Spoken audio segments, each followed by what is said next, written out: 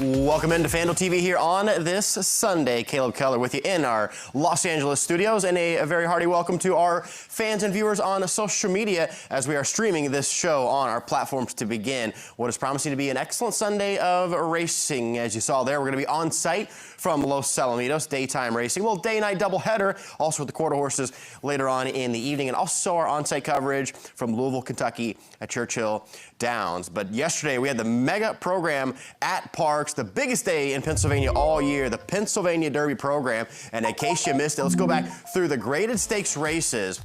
Okay, so last year in the Greenwood Stakes, it was the marathoner Next, who was unbeatable, that got the win. This is a grade 3 that goes to the Brazilian bred. How about this one for Paulo Lobo? Only had one start in America. It was a win at Saratoga and an allowance. Now gets a graded stakes victory. This one by Hofberg, a horse that now stands overseas. Paulo Lobo, always been so strong with the South American imports. The Brazilian bred gets the victory in the Greenwood Cup. How about the Gallant Bob? Where's Barnes at? Barnes was 1-9. He's not even in the screen. The big favorite did not run well at all. He was only fourth, but up front, here we are with a nice Paco Lopez performance at long odds. And coming in from Canterbury, the number 7 Madhouse floats up and gets the win, coming off those big wins up in Minnesota. And that was the big price in the mandatory pick 5 payoff. And Paco Lopez is the guy, the Prince of Parks, that gave you the big long shot. Here we go to the cotillion. Clico, we mentioned yesterday, I talked with the assistant trainer for Brendan Walsh. He said this horse is not training good, not training well. This horse is training exceptional. This horse has been lighting the earth on fire in the morning. Clico with the biggest win of her career and a grade 1 winner coming off the score in the Indiana Oaks. Brendan Walsh, your winning trainer. Red Ortiz Jr. gave you the winning ride. And then how about the big one? Baeza, bred to the gills. His older brother Mage won the Derby. His other older brother Dornoch won the Belmont, and he now has won the Grade 1 Pennsylvania Derby. And what a move he made in the turn. Magnitude was second, goal-oriented was third, and Baeza gets his elusive Grade 1 victory. And that brings us back here to the studios, and we've been saying it since January 1st.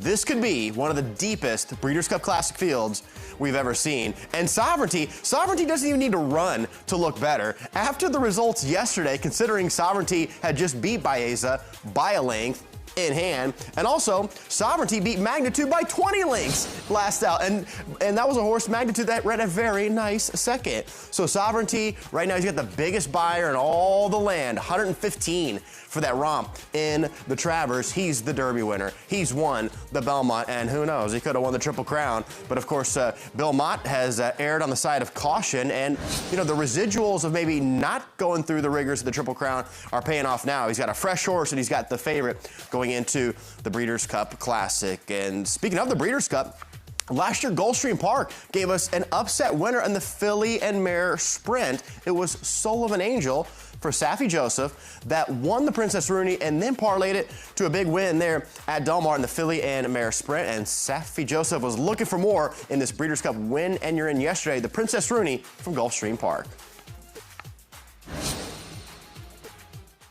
And they're off in the Princess Rooney. Good start for Haul and Ice from down toward the inside. Slow into stride was Vincy Girl, but Haul and Ice takes the early advantage in the run out of the chute.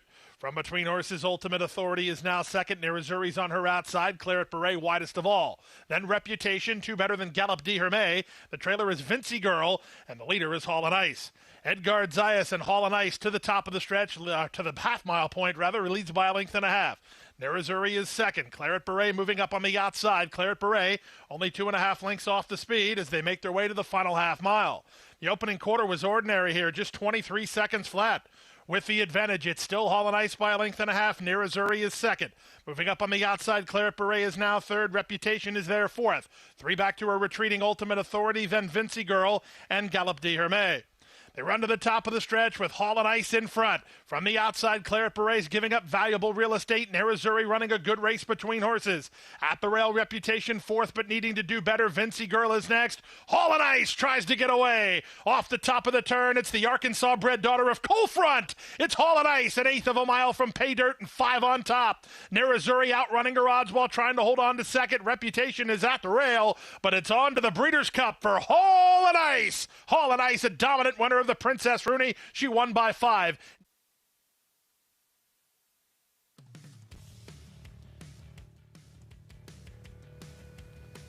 You heard it in the call. A rarity. The Arkansas bred getting the victory in a graded stakes at Gulfstream Park. Hall and Ice for Safi Joseph and Edgard Zayas. Not only winning, but winning easily here. And we know a lot of times the Arkansas breds, they race at Oaklawn Park early in the year, and sometimes they just go into hibernation for the second half of the year and wait for Oaklawn to come back around in, of course, their home state of Arkansas. But not this Arkansas bred.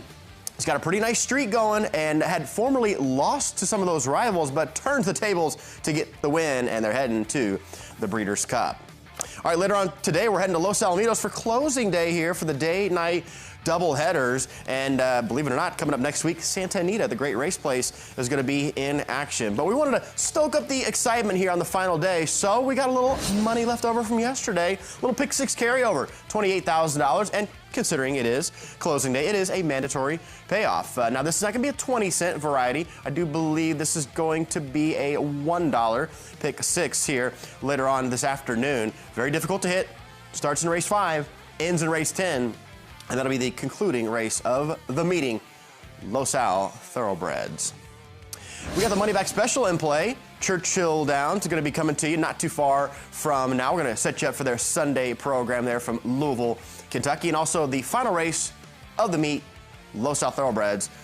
It'll be the 10th race there, racing.fanduel.com. All right, let's take a quick timeout.